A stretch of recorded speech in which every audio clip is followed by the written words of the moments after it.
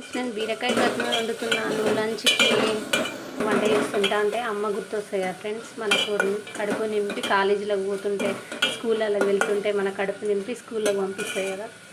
నేను వంట చేస్తే మాత్రం మా మమ్మీ గుర్తొస్తుంది ఖచ్చితంగా. ఆట పాటకు మొదటి ఆది గురువమ్మ, మంచి మాట చెప్పే బంగారు అమ్మ.